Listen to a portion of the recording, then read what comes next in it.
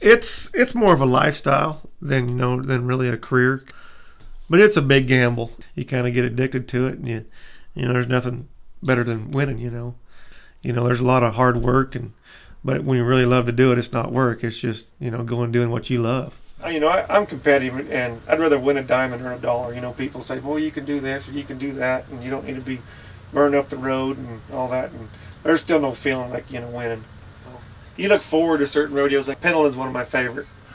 And it just seems like it's a little bit western up there, and it's kind of the old west is still around up there. And the arena record I was in 2002, I think I was 3.8. That seemed like I do better there than a lot of rodeos on average.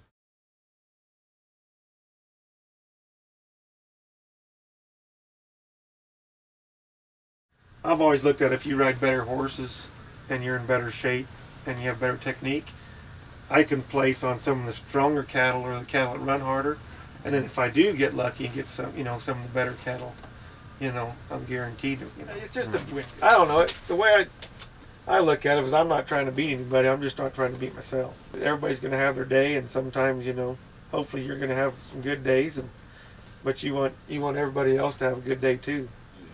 Yeah, I just want to make more. It's kind of with my career what I've chosen, but I like staying in shape and weightlifting. I really like taking these new guys that hadn't been in there with me to the gym and coach a little bit. Unfortunately, I have to do that because I'm a small guy, so I always have to kind of stay in shape and stay motivated where I eat right and keep my weight up. But and it's so tough because like in the winter and late spring you can go in there and kind of put some weight on and get in good shape. But then when you're gone rodeoing, you don't have time to lift and you don't have time to eat right, and so it's tough. So you kind of go back down the ladder, and then when you have time, you can build yourself back up.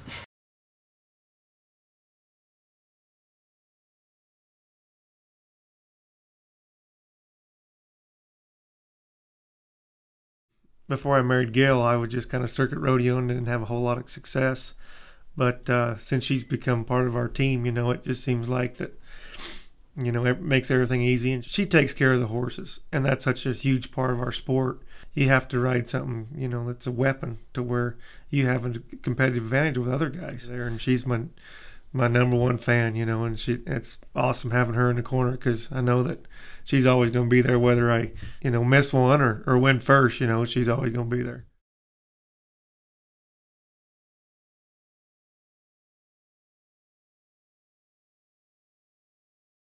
You learn as you teach. Every time you teach, this works a little bit better, and so you can kind of keep evolving and keep improving your technique and keep improving everybody else's technique. I just get a lot of satisfaction at helping people. If I can help somebody and they get a lot of confidence and they kind of get that drive and passion out of something, it makes me feel better.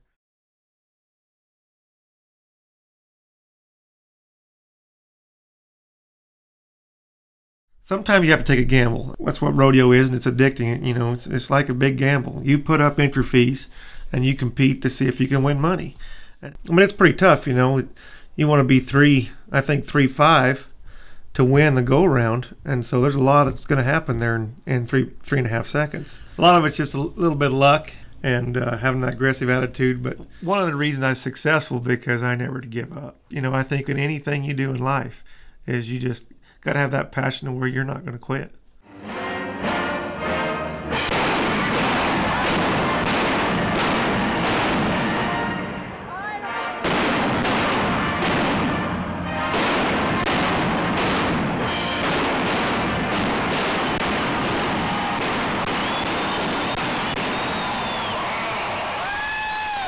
It's go time.